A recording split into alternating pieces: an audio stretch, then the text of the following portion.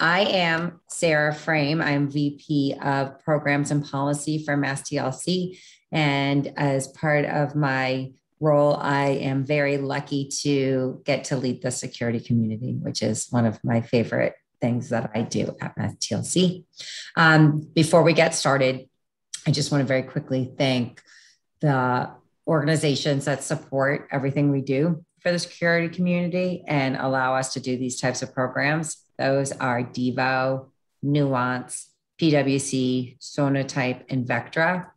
And I want to thank our global sponsors. Here we go.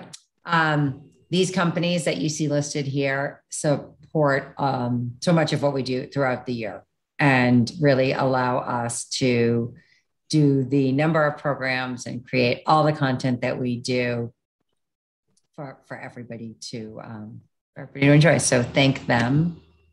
And then one other bit of housekeeping before I introduce our moderator. For questions, it's great to be able to know what companies you're from. And so if you all hover over your boxes where your names or images are, you'll see 3 dots. And if you click on that, you can go down to rename.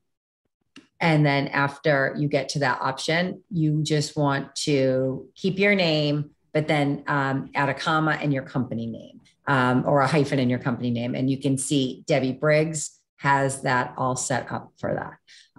So with that, I am going to introduce Debbie, who is the CISO at NetScout, and she is also longtime co-chair of the security community and has really been instrumental in helping us create all of our programs.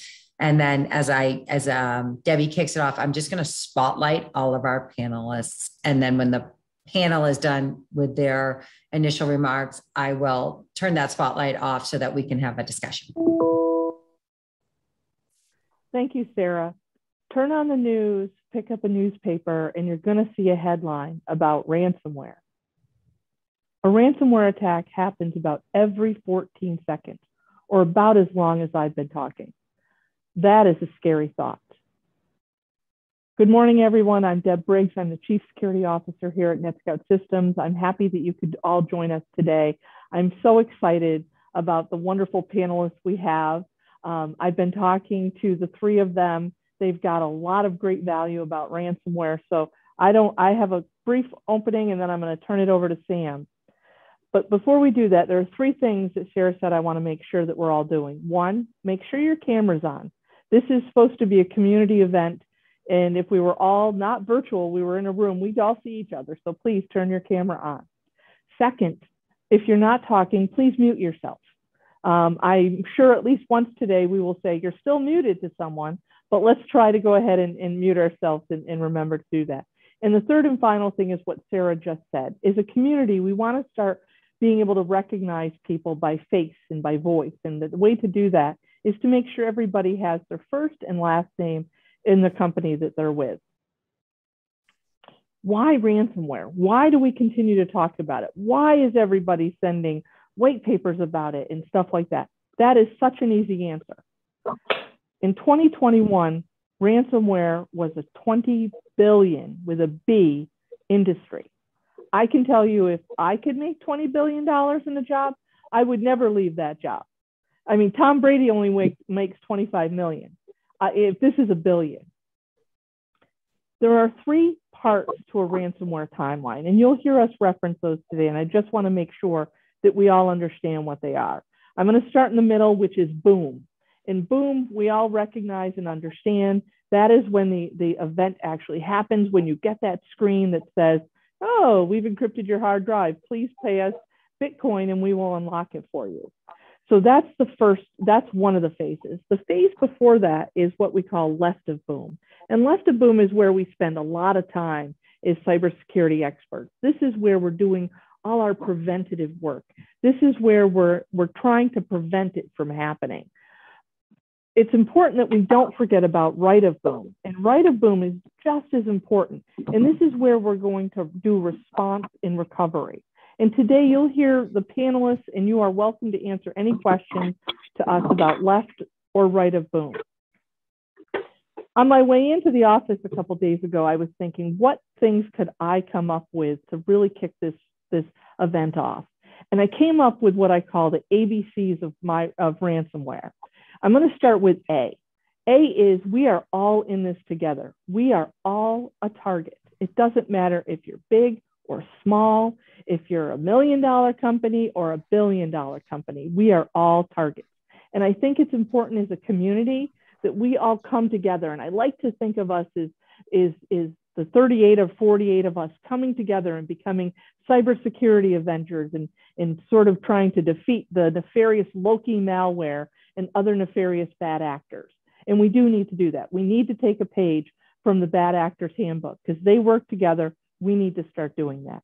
B in my mind is bullet and burrowing. Bullet, because there is no silver bullet. If there was a silver bullet, we would have all bought it by now. It takes effort and work to prevent a cyber attack or a ransomware attack. And the burrowing is, and I'm sure you're going to hear from other panelists, someone just doesn't decide today they're going to do ransomware and click and ransomware your network. What they do is they're going to buy access to your network on the dark web. And then they're going to sit in your network anywhere from 3 weeks to 3 months. And they're going to burrow through your network, move laterally, whatever you want to call it. And that's what they're going to do. So we need to focus in burrowing and detecting that burrowing is actually still left of boom. And then my C, I go to right of boom, which is containment. It is not a question of if, it's a question of when. We have to have a containment strategy. And the story I have for that is when my son was little and he first started going to school, one of his first homework assignments was he came home from school on Fire Prevention Week, and we had to have a plan.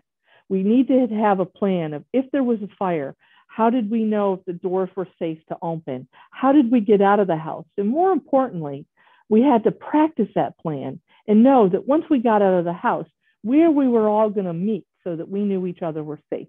Having a plan like that for ransomware, a lot of people will refer to that as a run book, is important that all of us have that.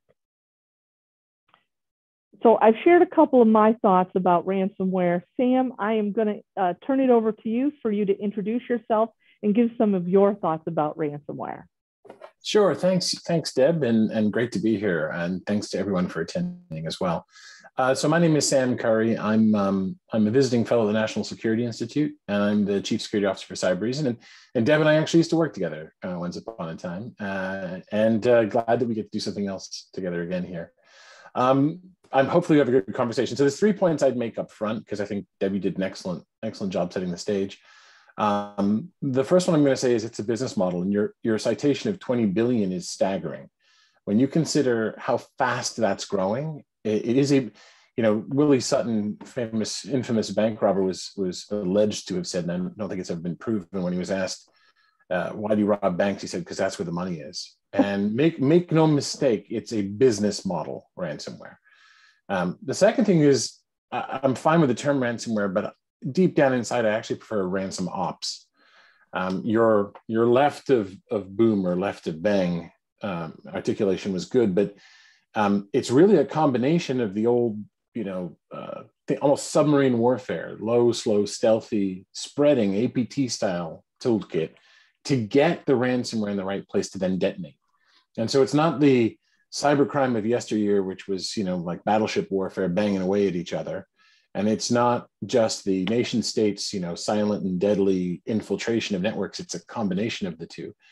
In fact, if you've been paying attention, there was supply chain attacks that happened at the end of last year, beginning of this year, right? Attacks, and I'm going to choose my words carefully, through SolarWinds, and attacks like Hafnium through Microsoft.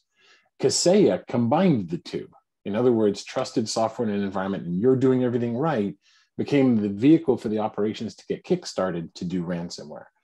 And then the third and final thing is I actually don't like the term ransomware gangs, which I think everybody's been using. I think it implies thugs at a street level doing things. I actually like to think of them as cartels. If you've seen things like Narcos, Pablo Escobar type organizations, it's more like that. And Deb mentioned the dark web and how they go finding victims.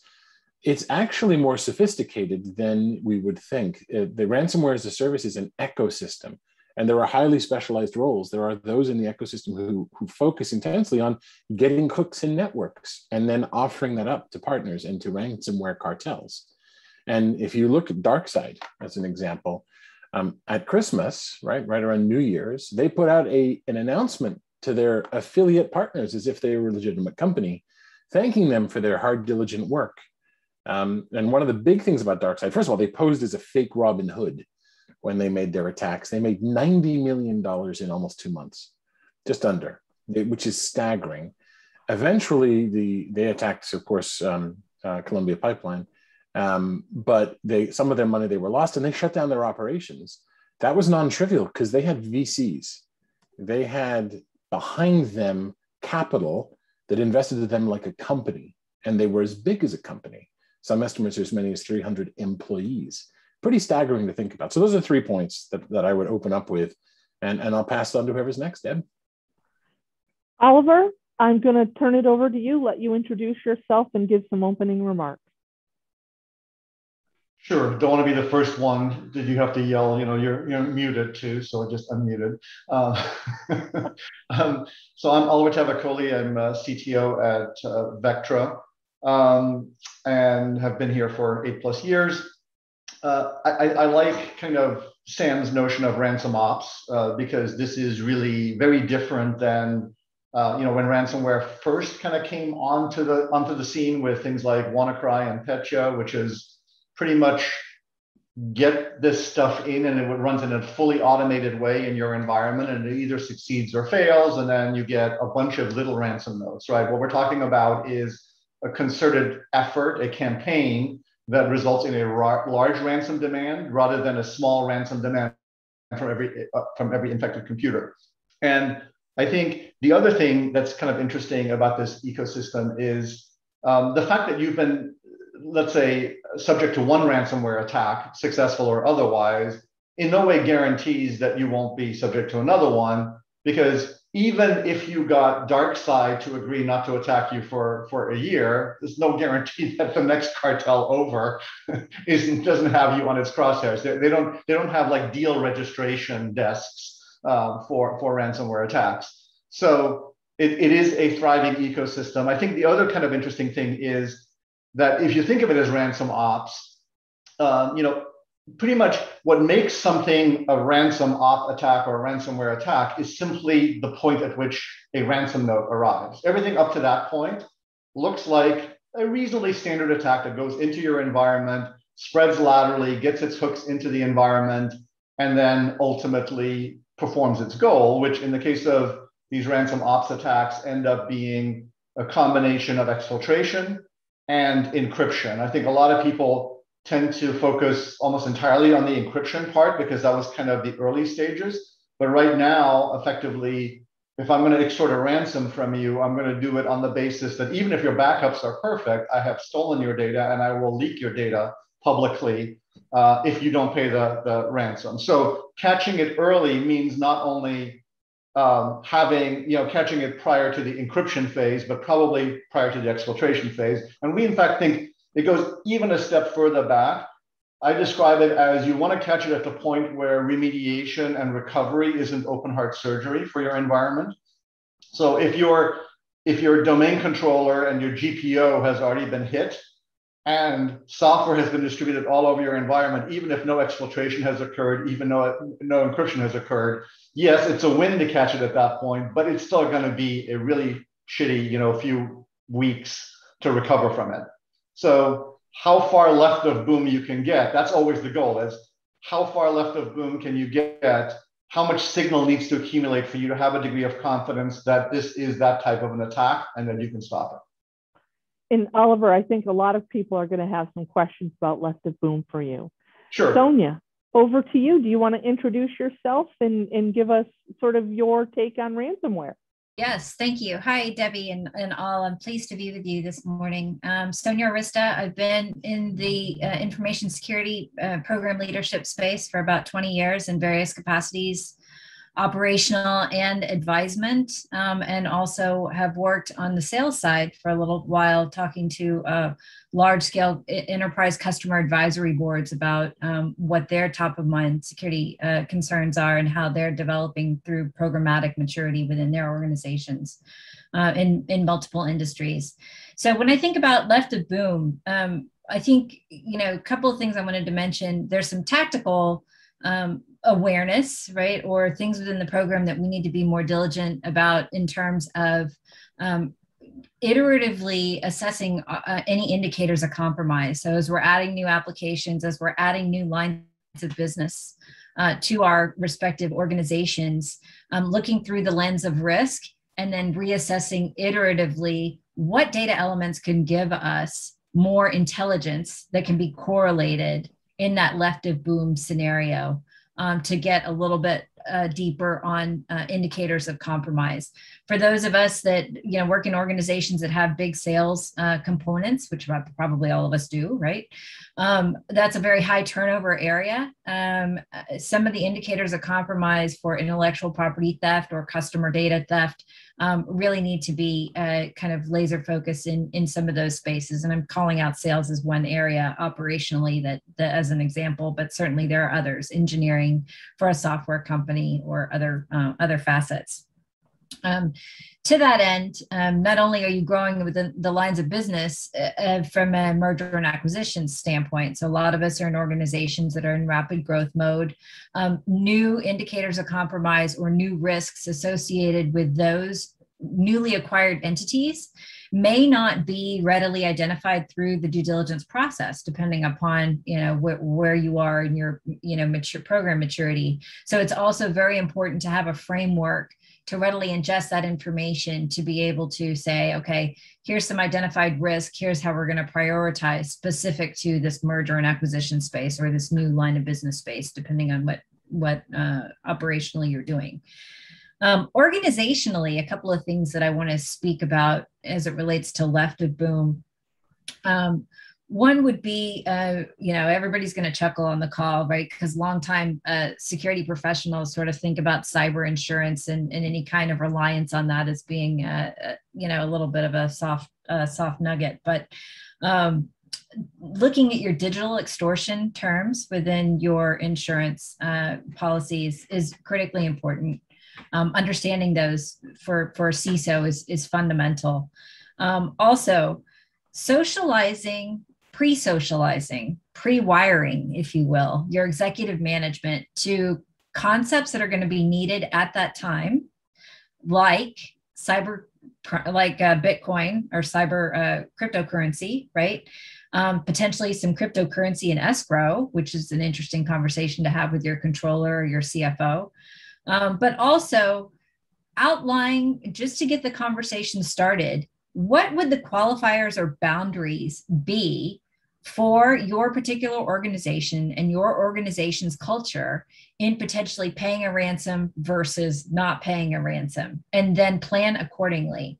I have been into many scenarios where CISOs have not had that initial conversation with either the board or executive management to plant the seed and understand culturally where they sort of are in this spectrum of payment, non-payment.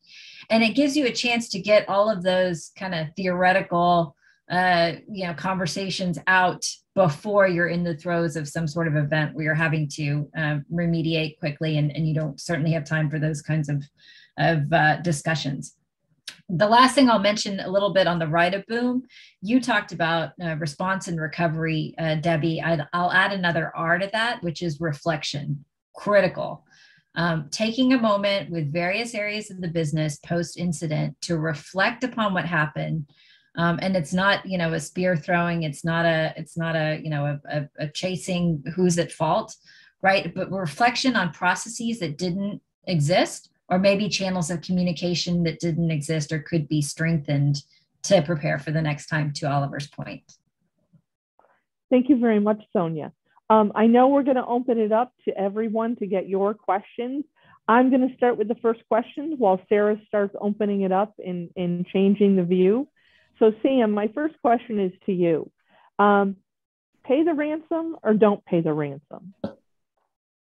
Yeah, no, it's an excellent question. And Sonia did a good job of oh, she just left by accident. Oh no, for some reason it just moved. So I think it's adjusting who's visible. Debbie asked me to change the view.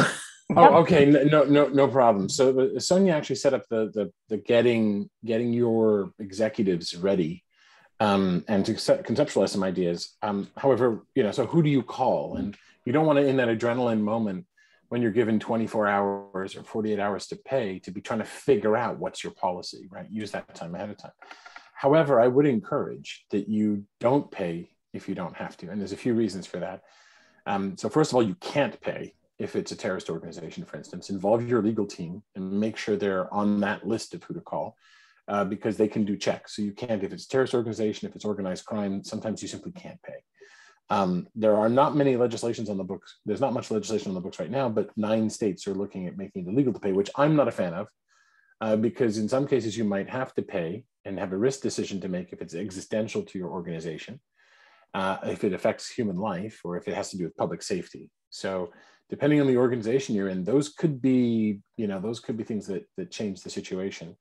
Now, we did have Oliver mentioned this. The first thing is that you're about 80% likely to get attacked again, potentially by another organization.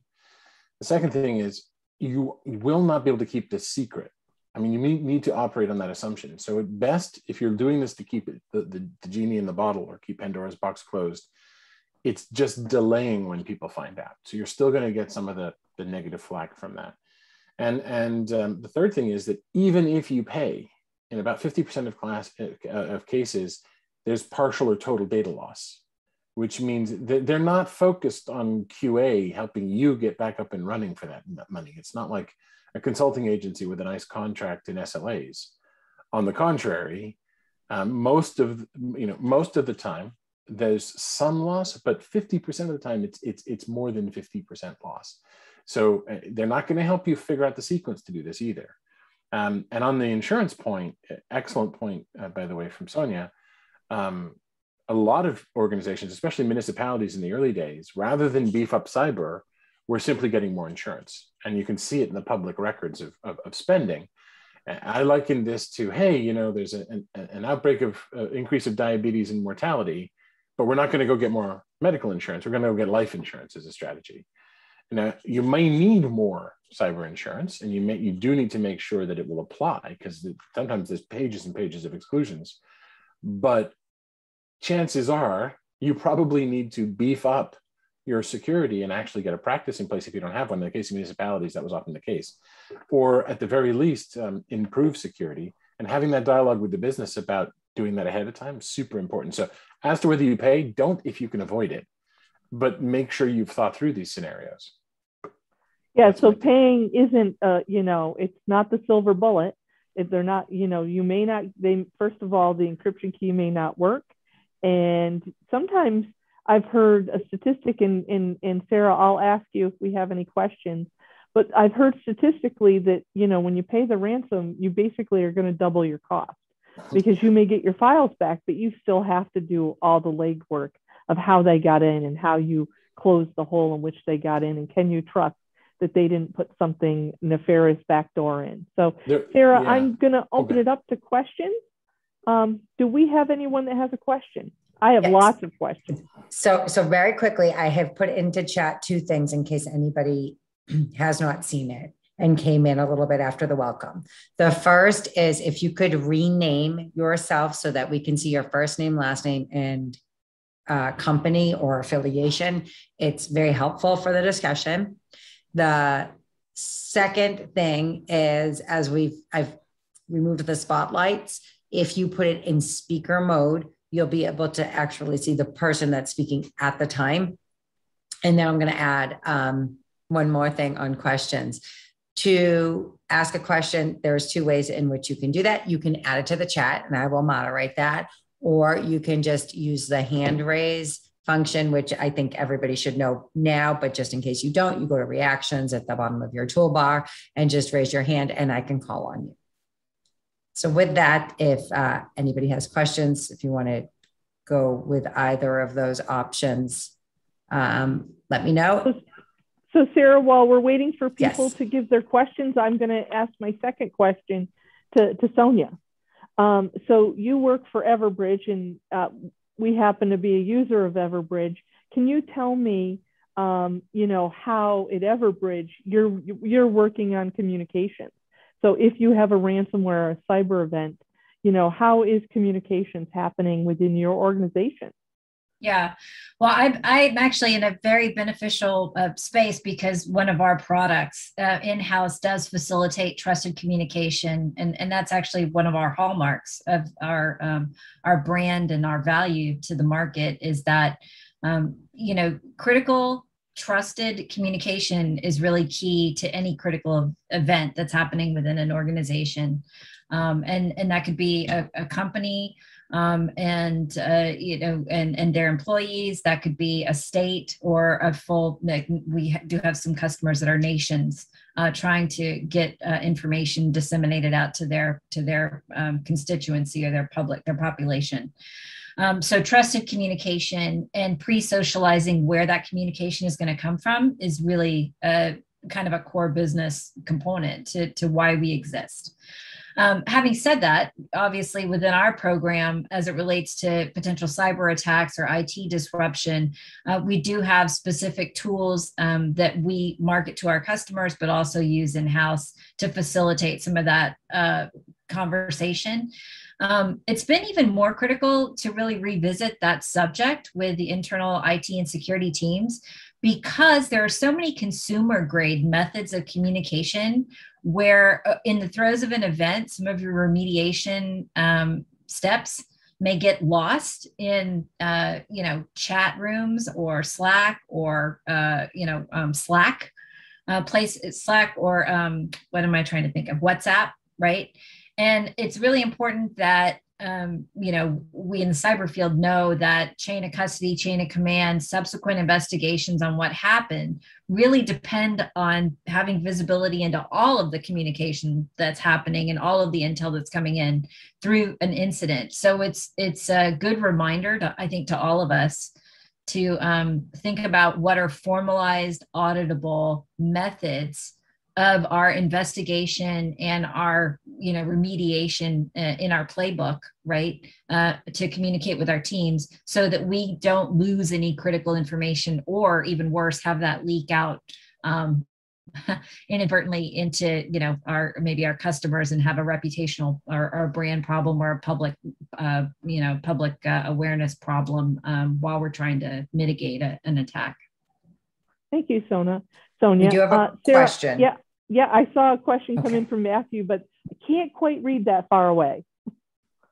So Sarah, what's the question? How should organizations best assess their readiness for ransomware attack? So Oliver, do you want to take that one first? Sure. I think when we talk to our customers, and this is true kind of for testing your readiness for any kind of attack, ransomware and otherwise, I think the gold standard here, at the end of the day, if you think you are at the point of readiness as the way to test yourself, is a red team, a well-run, high-fidelity red team as an exercise, unannounced probably, to truly test kind of your, not just the tools that you have in place, but the operational capabilities that you have behind those tools. Generally, we talk to customers who want to do kind of what we call assumed compromise red teams rather than a red team from the outside trying to get in. It's always useful to kind of know what your perimeter defenses are like, but ultimately what you really want to know for one of these ransomware attacks is once somebody establishes some beachhead, whether that comes in through phishing, whether you happen to have some web application in your DMZ that has a flaw of some sort that can be exploited. But once they have some foothold in the organization, how long does it take them to effectively gather the keys to the kingdom, deploy software to a sufficient degree where they can kind of then exfiltrate and encrypt the data? So that's, to me, always the gold standard of judging readiness. The tooling that typically fills that space that you need to have operational capability, it falls into the kind of what's called detection and response, right? There's your preventive edge, And yes, you always want to make your prevention as good as it can be, but it becomes the law of diminishing returns. You can train all your users 23 hours a day on how not to click on phishing attack, on phishing emails, but then they only get to work an hour a day, and that's probably not the most productive thing. So yes, you wanna have a good filter at the edge, but ultimately this really comes down to detecting nefarious activity once it's inside your environment and being able to connect the dots. The two major pillars of that tend to be the endpoint and the network. And so there is a product category called EDR and a product category called NDR that fit into that. But then there has to be the operational capability on the backside of that. As these alerts come, right, do you have the ability to put those dots together and then effectively mitigate the attack and be able to block it prior, far enough left of boom, as I said again, that it doesn't become, a question of surgery. And then the one other thing, again, on the preparatory side, I think the tabletop exercises that Sonia pointed out, absolutely critical, right? You don't want to basically be inventing policy, when you're under siege. And on the issue of cyber insurance, we've certainly talked to, yeah. So Oliver, yeah. I'm going to pause you there. Okay. I've seen a lot of questions come in. Sure. One of the things is everybody's got your first and last name, and let's see if we have any questions about insurance. So Sarah, okay. I saw some other questions come in. Sure. Thank you, Oliver. I don't see one on insurance. This next one is, aside from strong perimeter security controls, preventative controls like good firewall configuration / placement, multi-factor authentication, et cetera, what are the most likely ways to detect a breach prior to actual damage? Yeah. I'd happily like to answer that one. Actually, I just finished contributing a chapter to a book that's coming out this month around the fact that if you look at trending, processing of information is moving closer to our edge. So this idea of a boundary or a network boundary or perimeter has really just, it's non-existent, right? In some cases.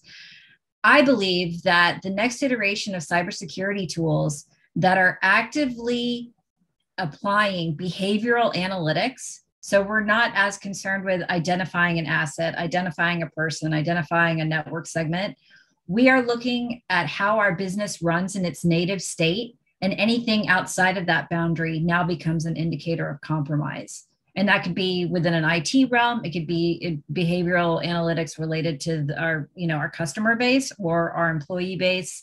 But I think all of those things now are coming together, along with this idea that manufacturers are now, because of the chip shortage, going to be manufacturing more and more of their own, chips for processing within their own devices. This is going to exacerbate a problem that we've had for a long time. If we think we always have problems with patching, can you imagine the multitude of OS and semiconducting processing units that we're now going to have in each of our environments that are also going to require some kind of risk assessment? It's going to make the problem a lot more complex within the next couple of years. So I think, again, in summary, these indicators are compromised. People need to think outside of the boundaries of IT and start to think about how our businesses behave in a normal state and looking for warning signs beyond that. So Sonia, I think you said a couple of really interesting things that I want to just tease upon, and Sam, get your reaction to this.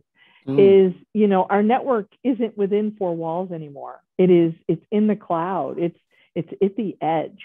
So, how does that change how we respond to ransomware events and indicators of compromise? Even if we think we know them today, by lunchtime there's going to be a new one. So comment on the how fast things move, and we're no longer in a box. We're everywhere. Yeah. So the first thing I'll say is I want to also build on what both of the previous speakers said. So the first thing is, yes, there was mention of EDR and NDR, but that's where XDR is going, right? XDR is what is XD? Yeah. So what's XDR? Extended detection and response, meaning also instrument to network, yes, endpoints, yes, but cloud, SaaS, identity, right? Getting into the chipsets that Sonia just mentioned as well, because some of those can cough up data and telemetry that can be used.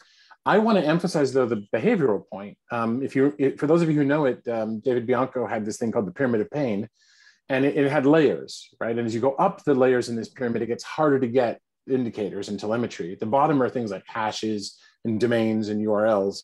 Up at the top are TTPs, right? The actual actions and activities of bad guys or attackers. There's a new standard that I'm championing through Oasis, and some of my competitors are involved in it too, around indicators of behavior, which is a query language to describe not just behavior, this fetish for the moment when in insecurity you say yes or no, but it's not as a link bad, it's is the chain bad. So if you take something like the attacks through SolarWinds, sideloading a DLL could be good, right? Calling out could be good, right? Then downloading a file could be good. Changing privilege could be good, but that chain, that's bad. So how do we describe not the hashes or the URLs, but how do we get to a query language that you can apply logic to and share, hey, this is how this attacker operates regardless of the tools that they're using at the moment. And I want to add one more thing, building on something else that was said by Oliver.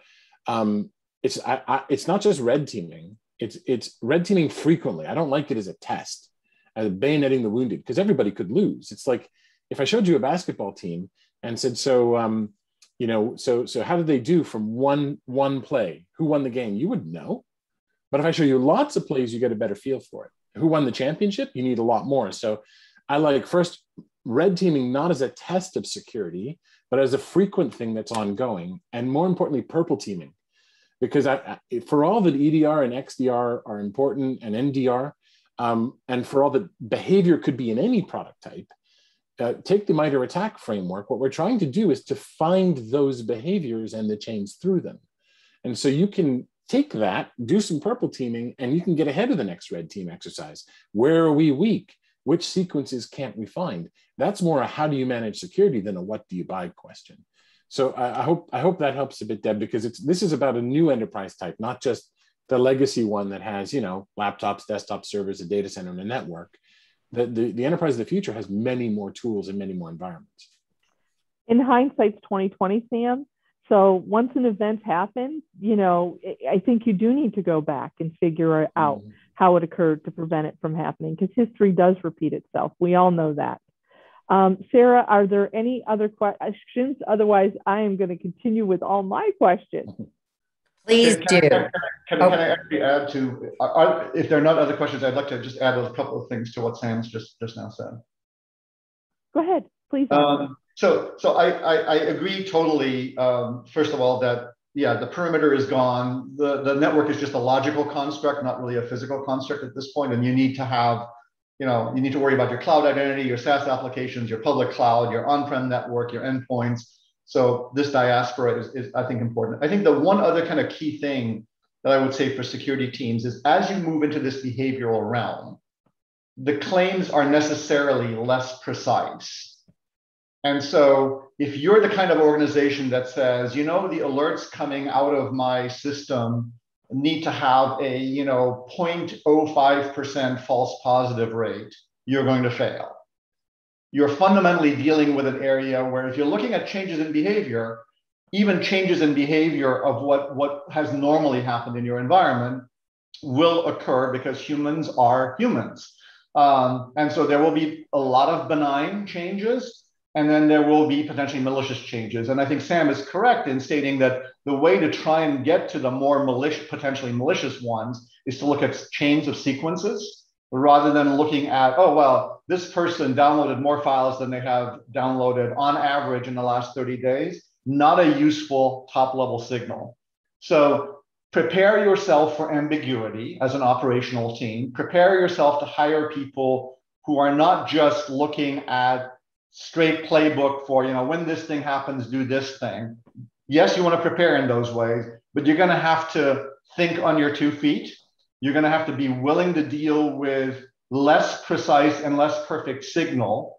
And you're going to try and invest in tools that basically come up with that chain. And this is really where XDR tries to kind of pull it all together. But that is one of the big keys. Sometimes I hear people, when we talk about these behavioral systems, say, well, what's the CVE behind that? There is no CVE behind it. It's a behavior. And you have to kind of embrace that and embrace that uncertainty in your operational team. So Oliver, I guess I'm going to play devil's advocate here. Is a CISO, and Sonia, I'm going to ask for your opinion next. Is a CISO, I'm not sure I want to give up. I'm not sure I'm ready to throw in the towel. I'm not sure I'm ready to accept ambiguity. Part of me says we need to go back to the security tools, vendors, and ask, demand for more. To Sam's point, every year you can add another 5 security tools, but are you any more secure? I think as a community, we all have to, add our voices and become louder. And do we continue to accept ambiguity and these things continuing to happen? Sonia, I know you're a CISO also. How do you feel about the number of security tools and that people are trying to sell to you? And do you want to accept, ambiguity? And Oliver, I'm not picking on you. No, that's fine. That's fine. Yeah. So thank you for the question, because for 2 years, I was actually on the other side of the table in a sales capacity. And after being an operational CISO for many years, so I love this question. Start with the problem first. When I give advice to salespeople, it's always start with the problem first. Ask and listen. What problem are you trying to solve? Being inundated and giving a windfall of an open checkbook to buy technology is not going to do your security program any favors unless you have a defined strategic plan that's aligned with the direction that the business is going. You need to know what their acquisition strategy is going to be. You need to know what their new lines of business or their new application development strategy is going to be. Consolidate where you can, and then you're able to accept some what I call smart risk, right? The things that we have typically talked about the last 10 years in the security space in terms of endpoint protection, MDM, DLP, that's all sort of table stakes technology at this point. We need to be looking at the next iteration of what our security programs are going to be focused on. In terms of like sophisticated sort of black box algorithmic inspection, things like if our businesses start accepting cryptocurrency as a part of their revenue generation, what does that also have an implication to us from a security officer standpoint? So I guess I'm getting a little far afield from your original question. Say no to a lot of vendors if it's just not what you're focusing on right now, and be upfront about it. Just say, I'm sure your product is great. It's just not my programmatic area of focus right now, but thank you for reaching out. They're trying to make a living too, right? And everybody has a lot of good solutions, and a lot of different tools work for a lot of different varying states of maturity or sizes of company. But right now you really have to have a true north in a leadership position within a security, building a solid security program. Thank you, Sonia. Sam, security tools. Did you go out and buy new tools for ransomware? Are you using what you have today? First of all, there's no silver bullet, but you talk to me about some of your vendors, and have you gone out and bought something for ransomware? So full disclosure, I work for a company that does EDR. Oops. Just so folks know, so I actually, my supplier for whom I'm client zero has an anti-ransomware prevention module. Like anything, it's not perfect. It has a very good track record, but I'm preventing the preventable. And then I have a detection solution, and my own GSOC, I do this as a service for others for about 10 million systems. So, but put all that to one side. In my case, I have system types that aren't covered in the cloud, right? So what I've had to do is go through and I'm following, like, I don't like the term zero trust. I prefer least trust and getting closer to zero trust. I'm closing down the closable. I'm going with least privilege. I'm essentially doing something if I had a CIO, because in my organization, the CISO reports to the CEO, and you only have a VP of infrastructure, he or she would hate that I'm putting barriers up, right? Because the CIO's main job is to connect things, while the CSO is there to put up things like literal fire barriers, right? In some cases, and digital ones. So my job is to make sure that the organization is prepared, that I'm using tools to manage privilege. It's good hygiene across the board that's going to do it. So my IAM is solid. I have a SIM system. I have a SOAR system, and I drill disaster recovery and BCP, and I drill tabletops, which Oliver first brought up, and I also run through incident response on a regular basis as a thing to test, and recovery. And this is not trivial. So it isn't, even though I work for a vendor that makes stuff with that label, it isn't about a product you plug in, the one you rack mountable solution or service that you subscribe to. It's about how the whole behaves, and making sure that defense in depth isn't about double bagging it. It's about making sure that you have different strategies and that they're optimized to work together, right? DID isn't the cry of the failed security vendor, or shouldn't be, saying, well, I didn't stop it, you should have depended on DID. Instead, it's about getting the sum of the parts to be, the whole to be greater than the sum of the parts. Does that make sense? Sam, what is DID? Defense in depth. Okay. Sorry, acronyms are everywhere with us, and sometimes I'm like, wait, what was that one? Oh yeah. Yeah, so, TLAs basically. That's right. Yeah, when you were saying DID, I must have had my telephony hat on, because I was thinking direct inward dial. He's not talking about that. No. So thank you very much for explaining that. I'm going to pull on something that you said, and Oliver also mentioned, which is tabletop. We do have another comment that was pulling on another thread. Okay, go ahead, Sarah. So this is from Brian Roosevelt, and this was with respect to Sonia's last answer.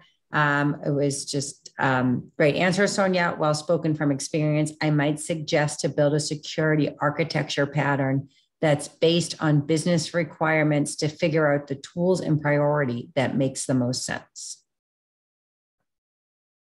And Sonia, I think that's was that what you were sort of alluding to when you were coming up with a strategy? Yeah, absolutely. He's absolutely spot on. Yeah, that is what I'm saying. But you also, we know that programmatically you're looking at a lot of different areas where you're going to make investment, whether it be education and awareness, identity and access management, data loss prevention, to understand kind of where you are fundamentally, and only kind of take your question is about taking a meeting with sales vendors that are trying to sell you technology. Really be hyper focused and make sure your team, who's also getting inundated with requests for meetings, knows where you are in terms of your priority from a programmatic standpoint. But yes, Brian's comment is certainly true. So what the thread I was going to pull on, Sam, you had mentioned tabletops, and so had Oliver. Last year, I've always done tabletops where you meet with your executives and you sit around a table and you talk about it. And we've done one for ransomware. My general counsel was there, and we talked about, pay or not pay. The marketing team or corporate communications was there. We have what we call a drawer letter. To start, if we were hit with ransomware, what are some of our initial statements going to be, so that, when the fire is happening, we're not trying to write what we're going to say on the nightly news. But what I did last year that I found really interesting and was eye-opening for me, and where I shifted from always focusing on left of boom, I decided I needed to look right of boom, was I had a technical tabletop with my IT team. And we actually walked through a timeline of, okay, this machine, this machine got hit with ransomware, and it was confined to a network segment. And then we went to a facility in a country, and then we went to the continent, and then we went to the whole company.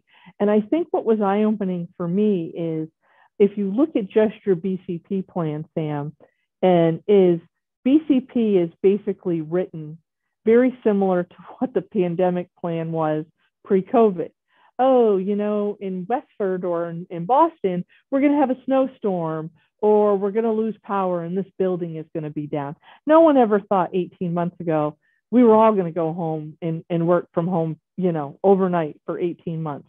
I think DR is the right plan to start with, but I think you need to have that discussion about a ransomware recovery, because it's not just one system or one location you're going to try to recover.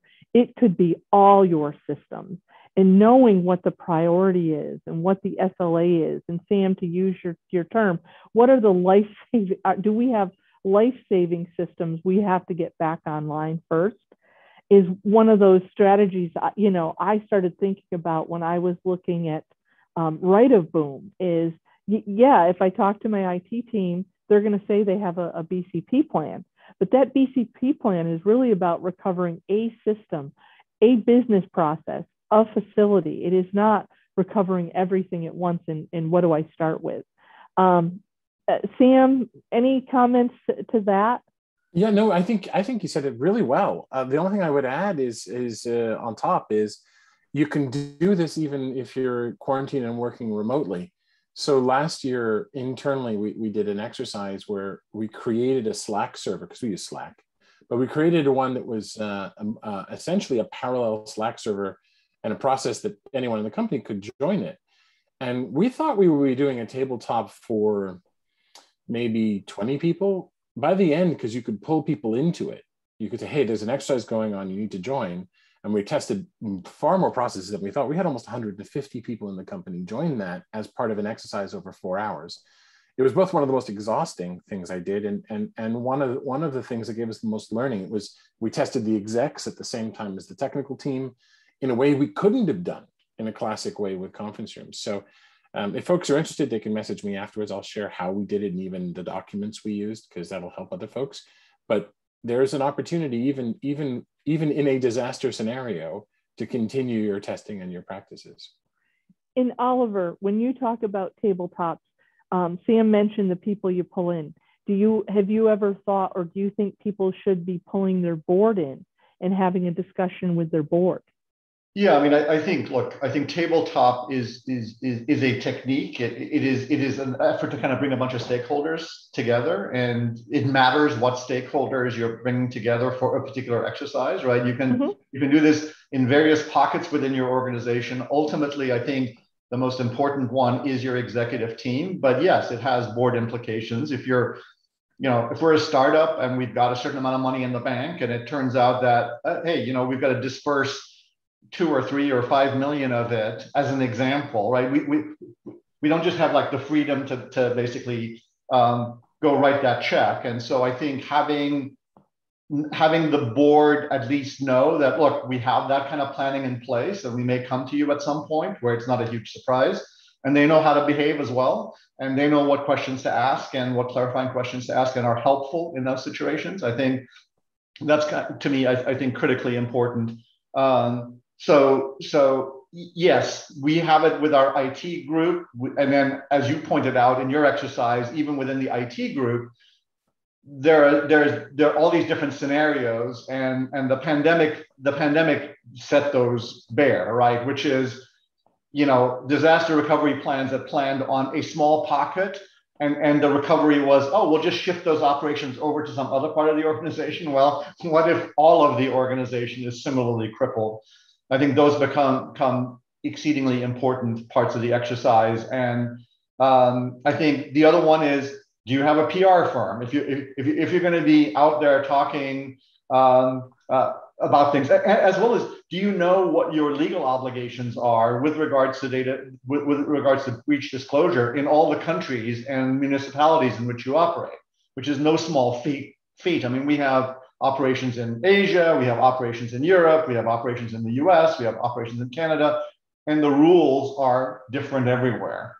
So again, trying to kind of figure that out at the point that you're in the middle of a crisis is probably not the best thing in the world. That is wonderful advice, Oliver. Thank you very much. Sonia, do you have any last thought or a piece of advice that you want to leave with the rest of the security community here in Massachusetts? Yeah, no, thank you again for having me. I think, those of us that have been in security, 10, 20 years, really sort of understand that although, some of the board reaction to what they're reading in the Wall Street Journal comes down at any given day, or the executive team, questions come through.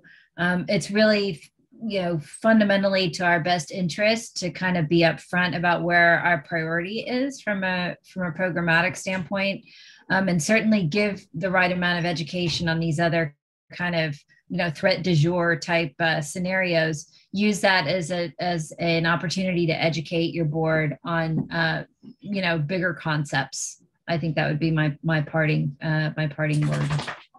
And Sam, your sort of wrap up thought?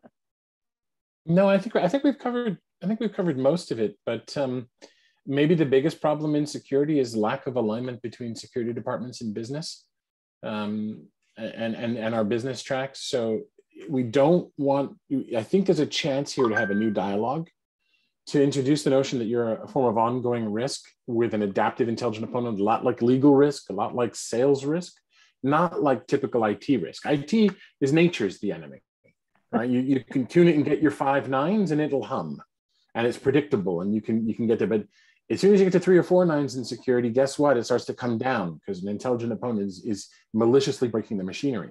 And so I think what you want to do is use it as a chance to renew that dialogue, and don't say, hey, buy this and you're okay, do this and you're okay. Instead, is to talk about, is it acceptable risk or not? And do you have the right compensating controls? Use it as a chance to have that dialogue again.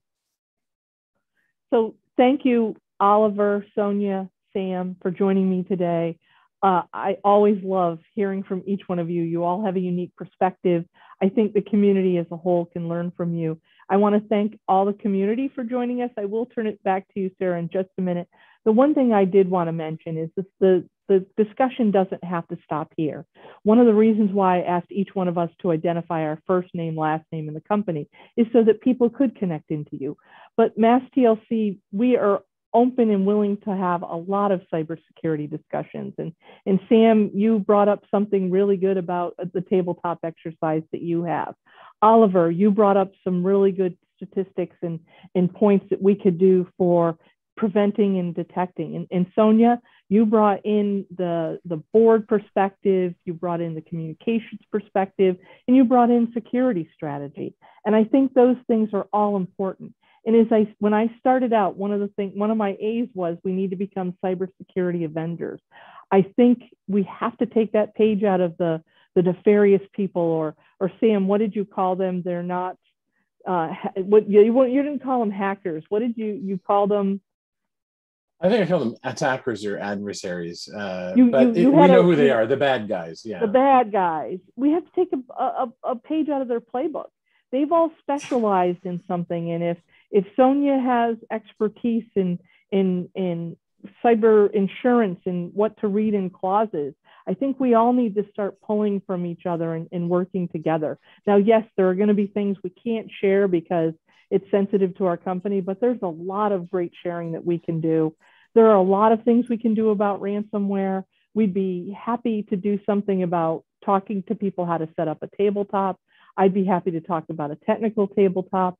If is a community we want to get together and have a workshop where we write a ransomware runbook or come up with a straw man that each one of us go back and attach to what our company can do. If it's worthwhile to bring in your GC and the cyber team to talk about ransomware and what are some of the questions the two of you or the two teams should be having, those things are all possible. And Sarah, you've always done a tremendous job at Mass TLC in keeping the cybersecurity community together. So hats off to you. Again, I want to thank our sponsors that Sarah covered in the beginning. But Sarah, I'm going to turn it over to you.